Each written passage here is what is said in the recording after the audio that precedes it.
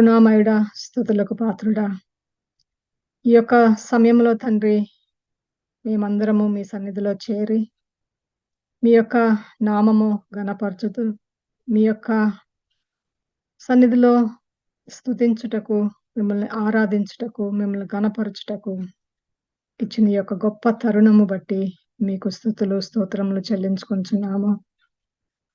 నాయన మా యొక్క నోటిలో నుంచి వచ్చే పలుకు మేము మేము మీకు ఇచ్చే ఆరాధన మీ యొక్క మహిమ ముందు, మీ యొక్క కృప ముందు నాయన ఎందుకు పనికిరావు. కానీ తండ్రి మా యొక్క చేతనైన రీతిలో నాయన ఈ యొక్క కొద్దిగా నాయన ఆరాధన మీ చేతులకు అప్పగిస్తున్నాను తండ్రి. ఇప్పుడు వాక్య భాగంలోకి వెళ్ళుచుండగా మీరు మాతో ఉండండి, మాతో మాట్లాడండి. నన్ను సమర్పించుకుంటున్నాను. మీరు మీ యొక్క వాక్యమును నా ద్వారా పలికించండి. మా యొక్క హృదయాలను సిద్ధపరచుకుంటూ ఈ ప్రార్థన మీ ప్రియకుమారుడైన యేసుక్రీస్తు నామమున అతి వినయంతో వేడుకొంచున్నాము. ఆమేన్. మనము విశ్వాసము గురించి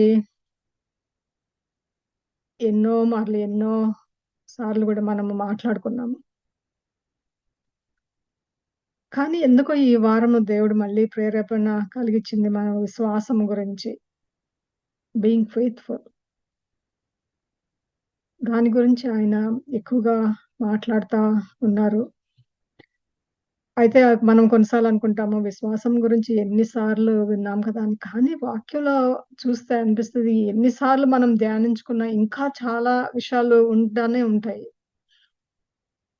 ఈరోజు పాఠ్యాంశము ముఖ్యంగా మరి దేవుడు మనకి ఒకటి బయలుపరిచినట్టు నా హృదయంలోకి ఆయన పెట్టిన తలంపు ఏంటిదంటే,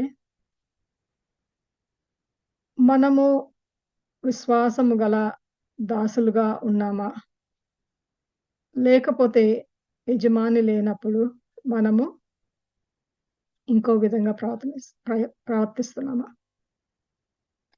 ఈ విశ్వాసం అనేది మనము కేవలము మన దేవునితో ఉన్న సంబంధం కాకుండా, దేవుని బిడ్డలుగా ఆ యొక్క విశ్వాసము మన యొక్క కుటుంబాలలో, మనము మన యొక్క నైబర్స్‌కి, మనం పనిచేసే చోట, మన పిల్లలు స్కూల్స్‌లో అన్ని చోట్ల కూడా మనము ఆ యొక్క విశ్వాసం అనేది మనం చూపించాలి.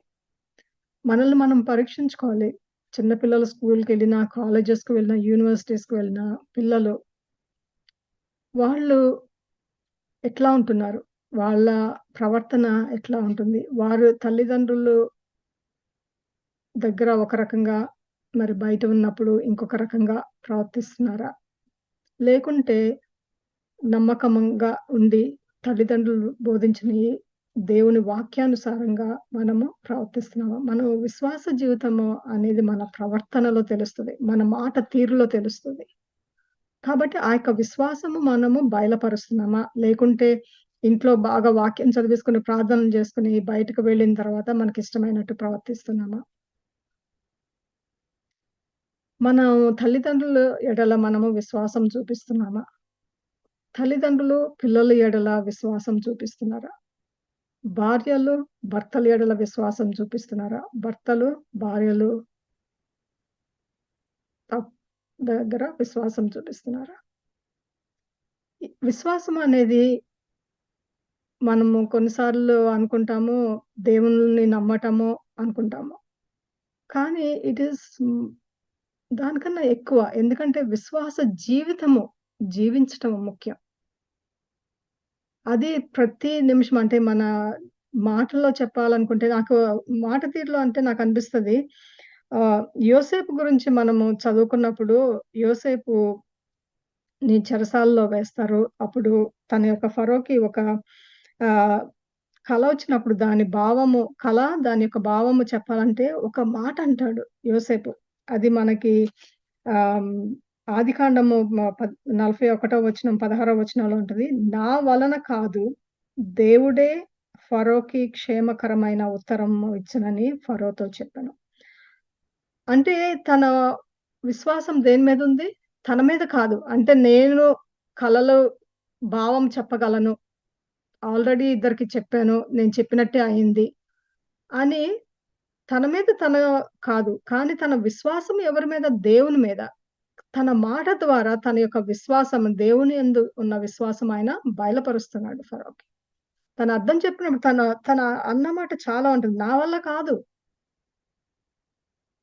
యోసేపు అంటాడు నా వల్ల కాదు. నేను కాదు మీ యొక్క కలను ఇంటర్‌ప్రెట్ చేసేది. దేవుడు. ఆయన మీకు క్షేమకరమైన ఉత్తరము మీకు అందజేస్తాడు. మనము ఎంతమంది మనము ఒక విషయంలో దేవుని మన విశ్వాసం పూర్తిగా దేవుని మీద ఉంచి, దేవునిని ఎత్తిపెట్టి కనపరుస్తున్నామా? లేకుంటే ఇది ముఖ్యంగా దేవునిలో ఎదిగే పిల్లల దేవునిలో వాక్యం చెప్పాలి. అంటే వాళ్ళు చెప్పే వాక్యం అయ్యుండొచ్చు, లేకుంటే వాళ్ళ ప్రాఫెసీ అయ్యుండొచ్చు, లేకుంటే వాళ్ళ మిషనరీస్ అయ్యుండొచ్చు. వాళ్ళ సేవంతా వాళ్ళదనుకుంటున్నారా? లేకుంటే వాళ్ళ విశ్వాసము దేవుని మీద. దేవుని వల్ల ఈ కార్యాలు జరుగుతున్నాయి. దేవుడు ఉండబట్టి మేము ఇలా ఉండగలుగుతున్నాము. దేవుడు మాకు అనుగ్రహించబట్టి మేము ఈరోజు ఇలాంటి సేవ చేయగలుగుతున్నాము. లేకుంటే కుటుంబాలు దేవుడు మాకు అనుగ్రహించబట్టి మేము మంచి ఆహారము, మంచి గృహము, మంచి వాహనాలు, మంచి ఎడ్యుకేషన్ ఇవన్నీ గూడా ఉన్నాయి. ఎవరి వల్ల ఉన్నాయి? ఇవన్నీ దేవుని వల్ల ఉన్నాయి. కానీ ఆ విశ్వాసం ఉందా దేవుని వల్లే అని మీరు నిజంగా హృదయపూర్వకంగా నమ్ముతున్నారా? లేకుంటే మీ విశ్వాసము మీ మీద మీ మీ స్వశక్తి మీద ఆధారపడుందా? మనము గూడా యోసేపులాగా మనం అంటున్నామా? నా వల్ల కాదు. ఈ కుటుంబాన్ని నడిపించటం నా వల్ల కాదు. ఈ కుటుంబ భారాన్ని నడిపించటం నా వల్ల కాదు. కానీ దేవుని మీద విశ్వాసం ఉంది. ఆయన మా యొక్క కుటుంబాన్ని, నా యొక్క పిల్లల్ని, నా యొక్క నా యొక్క భర్తను, నా యొక్క తల్లిదండ్రులను ఆయన నడిపిస్తారు అన్న విశ్వాసంతో మనము ముందుకు నడుస్తున్నామా? మనం అట్లా చెప్పగలుగుతున్నామా? అంతేకాదు మన చేతలెట్లా ఉన్నాయి? మనం చేసే కార్యాలు ఎట్లా ఉన్నాయి? మనం ఎల్లవేళలా ఒకేలాగా ఉంటున్నామా? అంటే మంచి జరిగినప్పుడు దేవుని కృప వల్ల అంతా జరుగుతుంది అని ఏమన్నా కష్టం రాగానే దేవుడికెందుకో నా మీద కోపంగా ఉన్నట్టుంది. అసలు ఆయనున్న కొంతమంది ఎంత ఎక్స్‌ట్రీమ్‌కెళ్తారంటే ఆ విశ్వాసమంతా ఏమైపోతదో తెలీదు. ఎక్కడి వరకొస్తారంటే అసలు దేవుడున్నారా అనే స్థితికొస్తారు. చాలా బాధాకరమైన సంగతదైతే. అట్లాంటి వాళ్ళని చూస్తే నాకు ఎంత దుఃఖమనిపిస్తది. ఎందుకంటే మంచి జరిగినప్పుడు దేవుని దయ వల్ల బావున్నాము, దేవుని దయ వల్ల బావున్నాము, అంతా బావుందనటము ఒకటి. ఇంకొక ఎక్స్‌ట్రీమ్ వాళ్ళేమంటారంటే అంతా మంచి జరిగినప్పుడు వాళ్ళే చేశామనుకుంటారు. ఏమన్నొచ్చేటప్పటికి అప్పుడు దేవుని వాక్యాలన్నీ ప్రామిసెస్ అన్నీ వెతుక్కొని పెట్టి దేవా! దేవా! దేవా! దేవా! అంటారు. కానీ అన్ని వేళలా ఒకేలాగా ఉంటున్నామా? మన చేష్టలు బట్టి గూడా మనం దానియేలుని చూసుకోండి. షడ్రక్, మెషక్, అబేద్నెగో వాళ్ళ కథలు మనం చిన్నప్పటి నుంచి చదువుతానే ఉన్నాము. వాళ్ళు వాళ్ళ ప్రాణాలు పోతాయన్నా గూడా వాళ్ళు పట్టించుకోలేదు. దేవుడు మాకు సహాయం చేస్తాడు మా దేవుడు. చేయకపోయినా పర్వాలేదు. అని వారికి విశ్వాసము. ఎందుకంటే దేవుని మీద.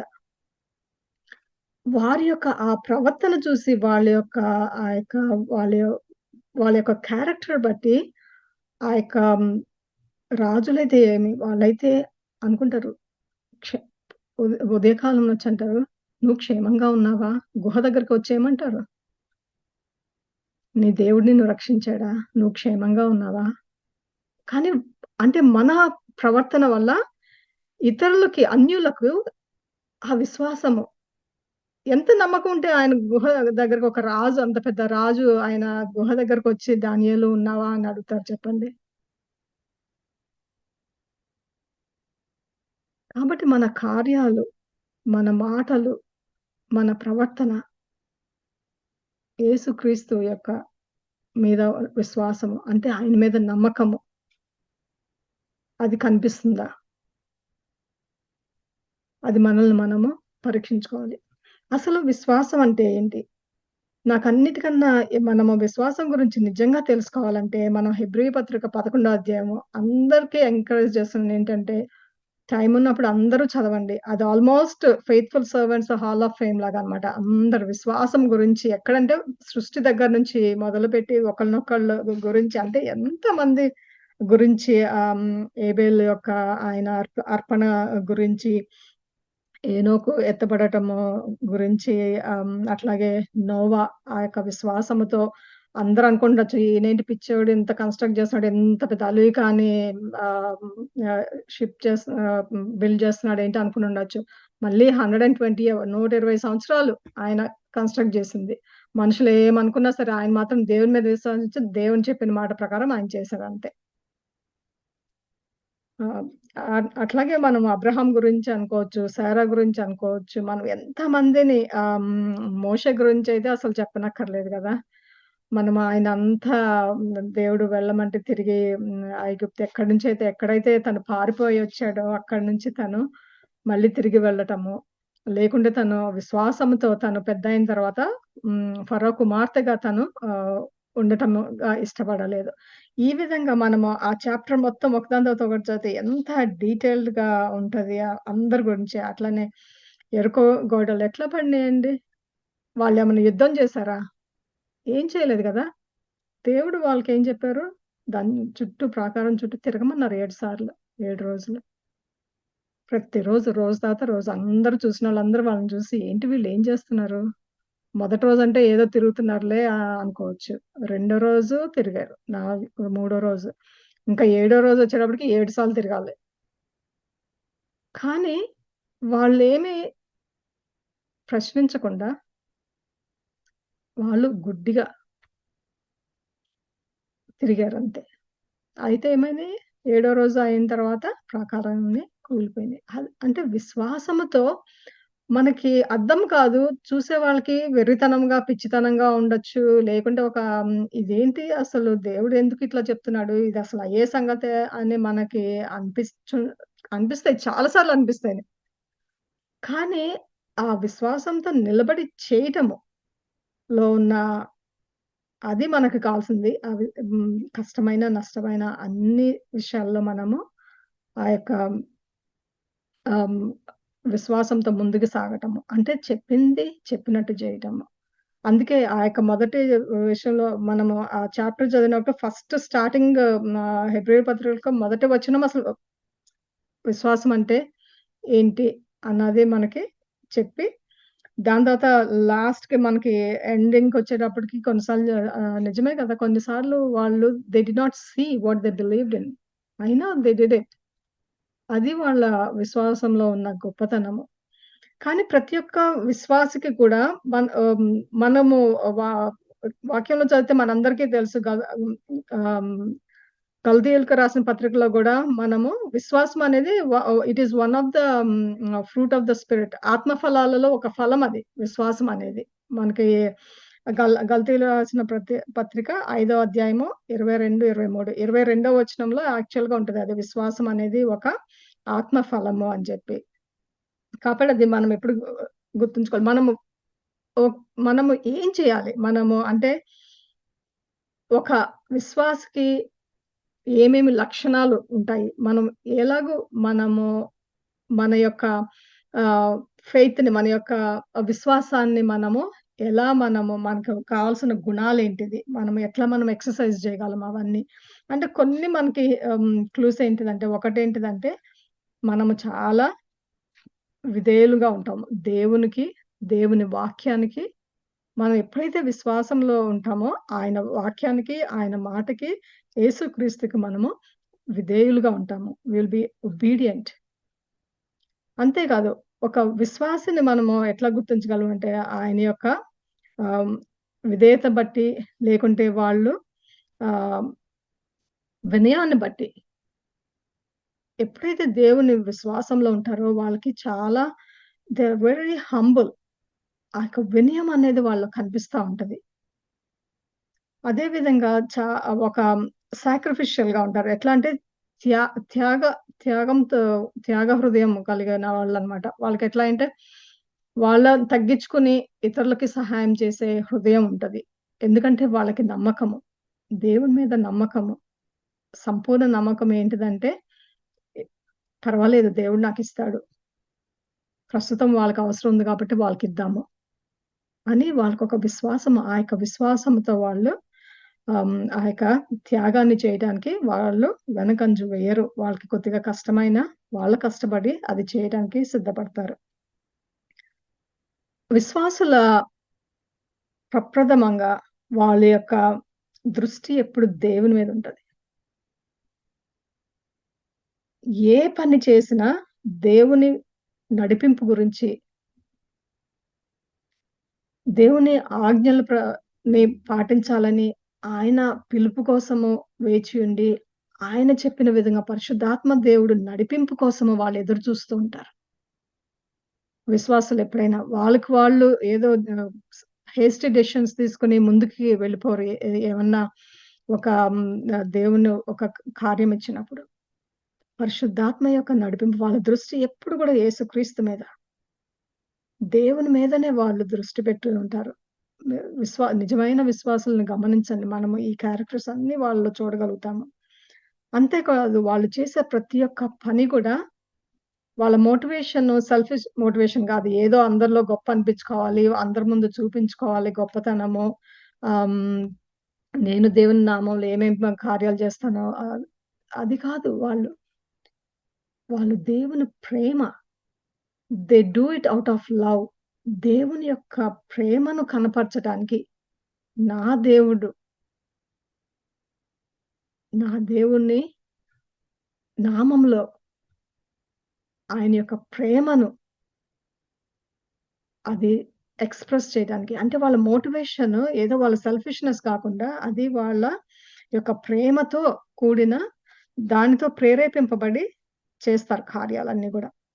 అంతేగాదు వాళ్ళు చేసేది ఇక్కడ జేయాలి, అక్కడ చేయకూడదు అని కాకుండా ఎక్కడ అవసరత చూస్తారో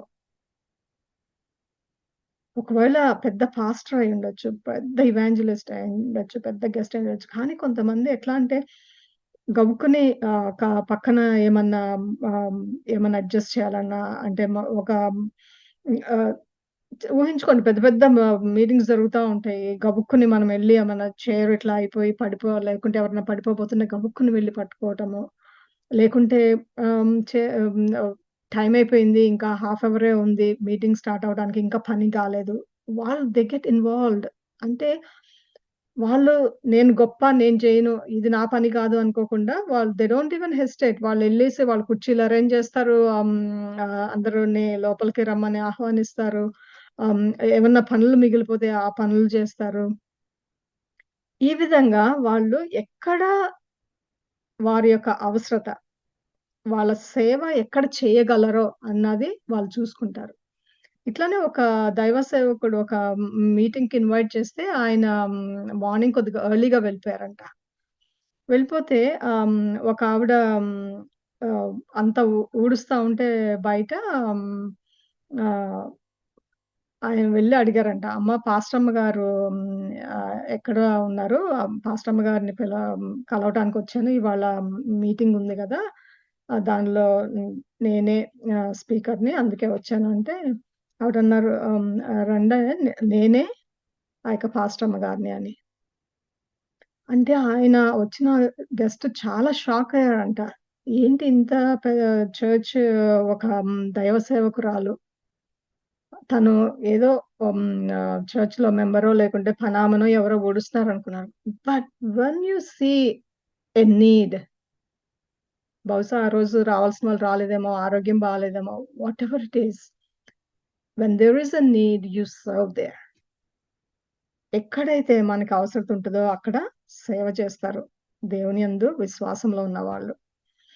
అంతేకాదు మనము ఎప్పుడైనా మన సేవలో ఉంటే మనకి ముందు తెలియాల్సిందేంటిదంటే, యేసయ్య మనకి చెప్పారు. మనం ఎప్పుడైతే ఆయనని నమ్ముకొని, ఆయన శిష్యులుగా, ఆయన బిడ్డలుగా, ఆయన కుమారులు, కుమార్తెలుగా ఆయనని వెంబడించేటప్పుడు మనకు క్రైస్తవులుగా ముందు మనకు తెలిసిందేంటిదంటే, మనకి బాధ అనేది మనకా శ్రమ అనేది మనకి తప్పకుండా ఉంటది.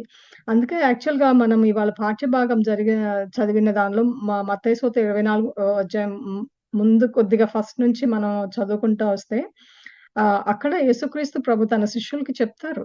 ఆ ఒలివ కొండ మీద కూర్చొని వాళ్ళకి చెప్తా ఉంటారు. అంటే రానున్న దినాల్లో ఏమవుతుంది? వాళ్ళెట్లా ఆయన నామంలో వాళ్ళనెట్లా చంపుతారనేసి లేకుంటే ఆ విధంగా ఆయన అందరికి ప్రిపేర్ చేస్తా ఉంటారనమాట. వాళ్ళకి ఎలా ఉండబోతది, ముందు రానున్న దినాలు ఎలాగుండబోతున్నాయి, రెండో రాకడ సమయం ఎట్లా ఉండబోతుంది, అవన్నీ గూడా ఆయన శిష్యులకి ఆయన బోధిస్తూ ఉంటారు. ఆ యొక్క మొదటి చాప్టర్ నుంచి అంతా వచ్చి ఆఖరి మన ఇది ఆల్‌మోస్ట్ ఆ చాప్టర్ ఎండింగ్ అనమాట. అప్పుడు మాత్రం ఆయన ఏం చెప్తాడంటే, మనము ఎట్లా ఉండాలి, మన విశ్వాస జీవితం అనేది ఎట్లా ఉండాలి. మనుషుల ముందు ఒకలాగా, మనుషులు వెనక ఒకలాగా, లేకుంటే చర్చ్‌లో ఒక రకంగా, ఇంటికెళ్ళిన తర్వాత ఒక రకంగా, పెద్ద పాస్టర్ అయ్యుండొచ్చు. ఇంటికెళ్ళి వాళ్ళ భార్యను కొట్టి వాళ్ళని హింసిస్తే ఎంత అదేం విశ్వాసం కదా! అట్లనే ఒక పాస్టర్ గారు ఎంతో పెద్ద పాస్టరు అందరికి ఆ ఊర్లో అందరికి గౌరవం ఎక్కువ. ఆహ్, ఆయన చనిపోయే వరకు తెలీదు. ఆయనకి యాక్చువల్‌గా ఇంకొక భార్య ఉందని. ఆయన సమాధికి ఆమొచ్చినప్పుడు గాని తెలియలేదు. అంటే మన డ్యూయల్ లైఫ్ ఇట్లా ఉంటది.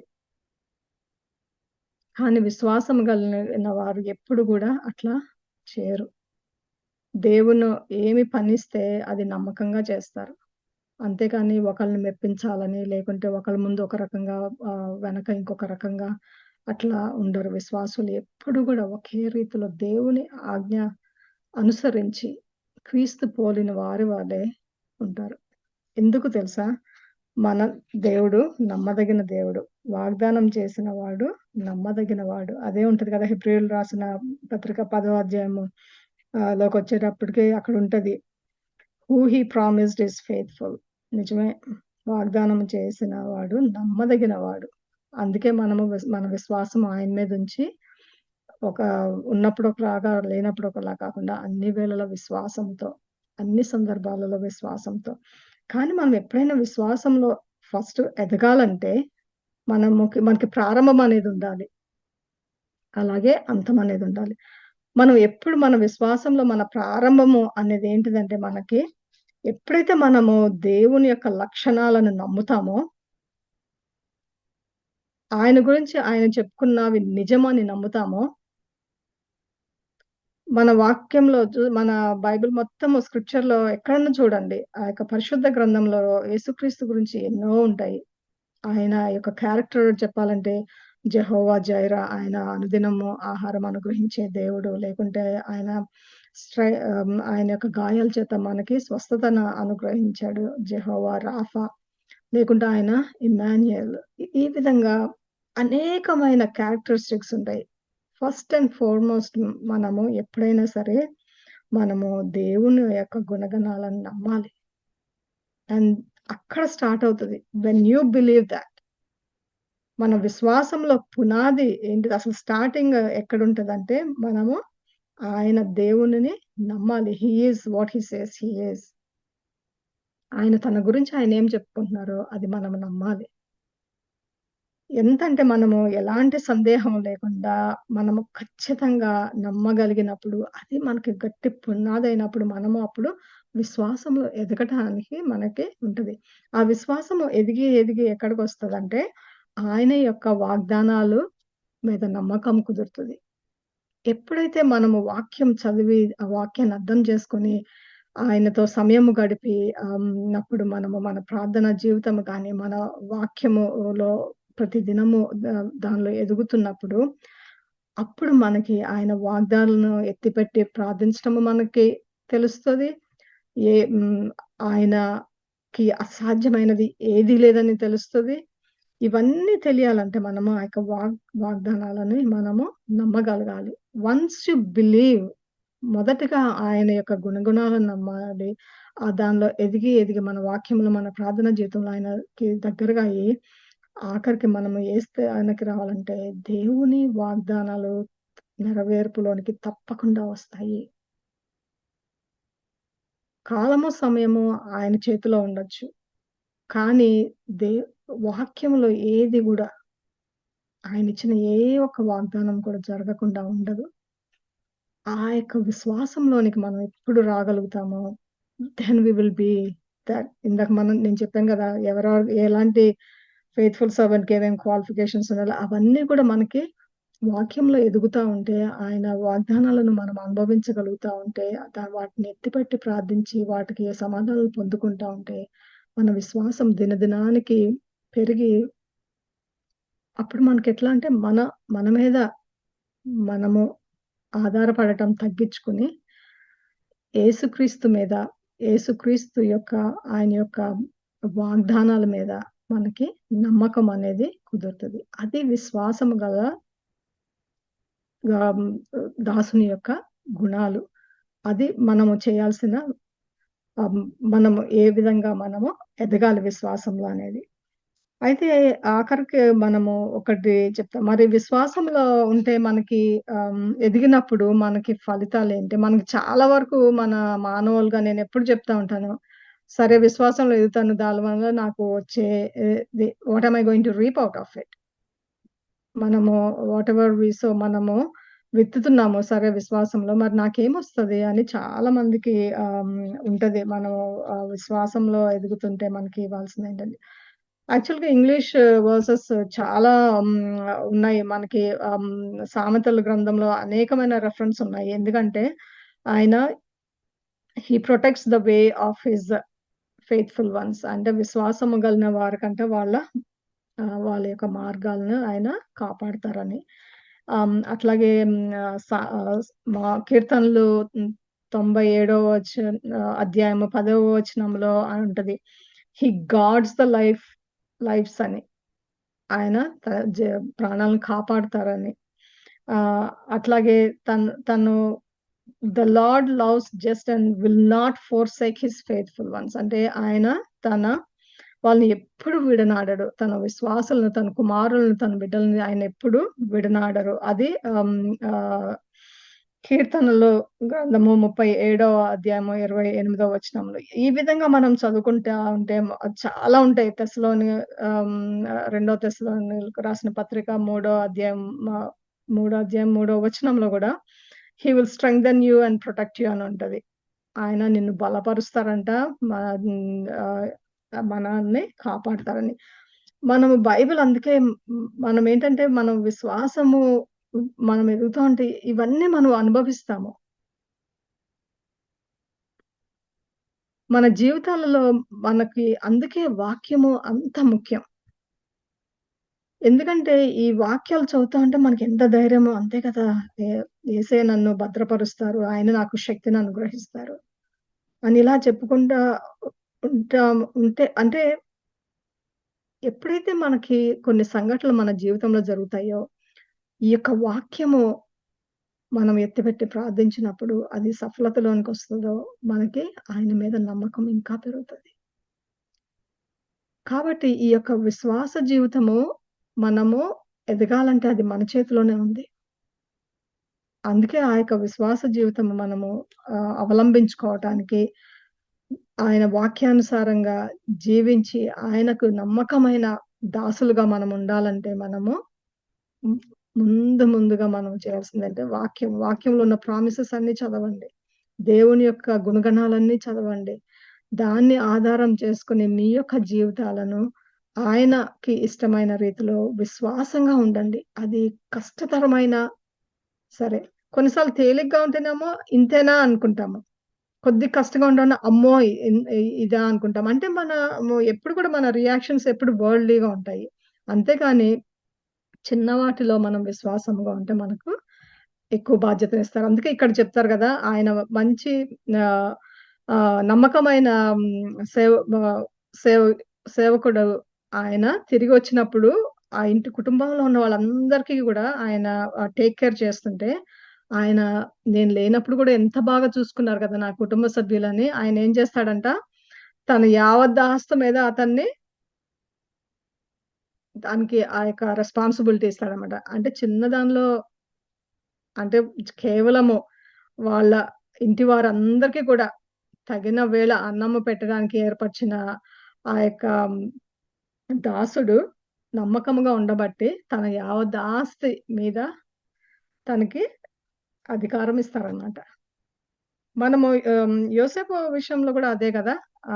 మనం చూసింది ఆయన నమ్మకంగా ఉండబట్టే గదా! అంత పెద్ద స్టేజ్ లోకి ఆయన రాగలిగారు. కాబట్టి మనము వా వాక్యంలో ఎన్నో మార్లు ఈ యొక్క ఆహ్, విశ్వాసం గురించి జ జరిగే చదువుకున్నప్పుడు మనము అది అవలంబించాలి. ఏదో విన్నాము, ఏదో ఉంది నేను దేవుడున్నాడని నమ్ముతున్నానని కాకుండా, ఒక విశ్వాసము గల దాసునిగా, ఒక విశ్వాసము గల ఒక కుమారునిగా, కుమార్తెగా మన మాటలు, మన తీరు ఆ యొక్క విశ్వాసాన్ని చూపించాలి. ఇతరులు చూడగలగాలి. ఇతరులు యేసుక్రీస్తు ప్రభువుని మనలో చూడగలగాలి. మన విశ్వాసము బట్టి, మన విశ్వాసపూర్వకమైన మాటలు బట్టి, మన విశ్వాసపూర్వకమైన నడతలు బట్టి, మన విశ్వాసపూరితమైన కార్యాలు బట్టి, మనమందరికీ కూడా మనము ఒక సాక్షికరంగా ఉండి ఇతరులను దేవుణ్ణి మహిమపరచగలుగుతాము. ఆ విధంగా ఆ విశ్వాసము బట్టి. అయితే ఆఖరిగా ఒక్క ఆహ్, సాక్ష్యము చెప్పి ముగిస్తాను నేను. ఈ విశ్వాసము గురించి మాట్లాడుతూ నేను మదనితో ఓ 2, 3 రోజుల క్రితమే నేనన్నాను. మదనయ్య ఆహ్, దేవుడు హ్మ్, ఈ యొక్క ఒక హి ఈస్ అన్ అపోస్టిల్. ఒక అపోస్టిల్ గారి ద్వారా ఒక ప్రవచనము నాకు చెప్పినప్పుడు నేను అన్నీ ఆహ్, విన్నాను. అంటే అన్నీ చెప్పారాయన. ఆహ్, హ్మ్.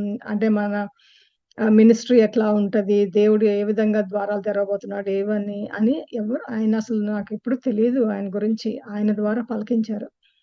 కానీ అన్నిటికన్నా మించినదేంటిదంటే వాటన్నిటితో పాటు ఆయనేం చెప్పారంటే, దేవుడు మిమ్మల్ని ఎక్కువ నీళ్లు తాగమంటున్నారు అని. అంటే నేను షాకయ్యాను. అంటే మినిస్ట్రీ గురించి వినటము వేరు. ఆయన చేయబోయే కార్యాలు, ఆయన చేయబోయే ద్వారాలు అవన్నీ వినటము వేరు. అంటే ఆయన ఎంత he is so faithful like ఆయన పిల్లల్ని ఎంత ప్రేమిస్తున్నాడంటే ఆయన చెప్తున్నారు, మంచినీళ్ళు ఎక్కువ తాగమని చెప్తున్నారు. నాకు నిజంగానే నీళ్లు తాగే అలవాటు చాలా బ్యాడ్ హాబిట్. నేను నీళ్లు ఎక్కువ తాగను. మళ్ళీ ఆయన చెప్పిందేంటిదంటే ఫాస్టింగ్ డేస్‌లో కాదు, మామూలు దినాల్లో గూడా సరిపడా నీళ్లు తాగట్లేదు. సరిపడా నీళ్లు తాగమని. That is our God. That is our faithful God. అంత నమ్మదగిన దేవుడు.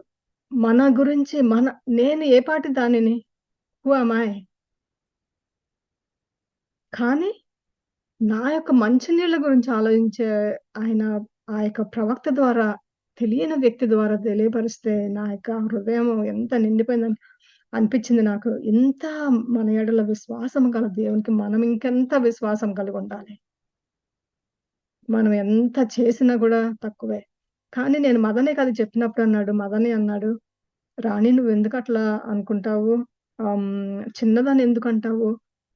హి always takes care. He is always faithful. He always takes care." ఇప్పుడు నన్ను చూడు నేను అక్కడ ఆహ్, నాకు ట్రాన్స్‌ఫర్ అయినప్పుడు నిజంగానే మదనే ఎన్నో కంప్లెయింట్ చేయొచ్చు. ఎక్కడో పడేశారు. నాకు ప్రయాణం కష్టమవుతుందని. కానీ మదనే నాకు 10 రీజన్స్ ఇచ్చాడు. అది విశ్వాసం అంటే అనిపించింది. మదన్ ఏం చెప్పాడంటే, నాకు మంచి స్టాఫ్ ఉన్నారు. నాకు వెళ్ళటానికి కారు రైడ్ దొరికింది. నాకు ఒక గృహంలో ఉండగలుగుతున్నాను. ఒక మంచి రూమ్‌మేట్ నేను బయట అన్నము తినను కాబట్టి ఇంట్లోనే వంట చేయటానికి వంట చేసుకొని ఇద్దరం కలిసి like he added on to it. మదనే ఒకదాని తర్వాత ఒకటి, ఒకదాని తర్వాత ఒకటి చెప్తా అంటే నాకు అనిపించింది that is faithfulness. Seeing God's hand in everything. దేవుని యొక్క హస్తము, దేవుని యొక్క విశ్వాసము మన పట్ల ఆ యొక్క ప్రతి ఒక్క చిన్న వాటిలో మనము చూడగలిగి నాకు నిజంగా మదని ఎప్పుడు విశ్వాసం విషయంలో మాత్రం చాలా ఇన్‌స్పిరేషన్ నాకు. మదని అనారోగ్యత టైంలో నేను 2, 3 సార్లు సాక్ష్యం చెప్పాను. కానీ ఈ రోజుకి గూడా like how he trusts in him like ఎట్లా అంటే ఇంకంతే మదనయ్య గుడ్డిగా నమ్మటం. అదే ఫెయిత్ అంటే. Like everything that he is having now is God అని అనుకుంటాడు. అది దేవుని వల్లనే ఇట్లా అయింది. దేవుడు హ్మ్, ఏదో ఒక కారణం ఉండబట్టే ఇక్కడికి పంపించారు. కారణం లేకుండా పంపించరు. He is going to somehow reveal it. ఎప్పుడో ఒక సమయం వచ్చినప్పుడు ఆయన రివీల్ చేస్తారు. ఇది మదన్ యాటిట్యూడ్ అక్కడ ఉన్నప్పుడు మాట్లాడుతుంటే నాకెంతో బలం అనిపిస్తది. లైక్ విశ్వాసంలో ఇంకా అంటే he is being an example. ఒక మాదిరికరంగా ఒక విశ్వాసకరమైన జీవితం ఎట్లా జీవించాలి అని.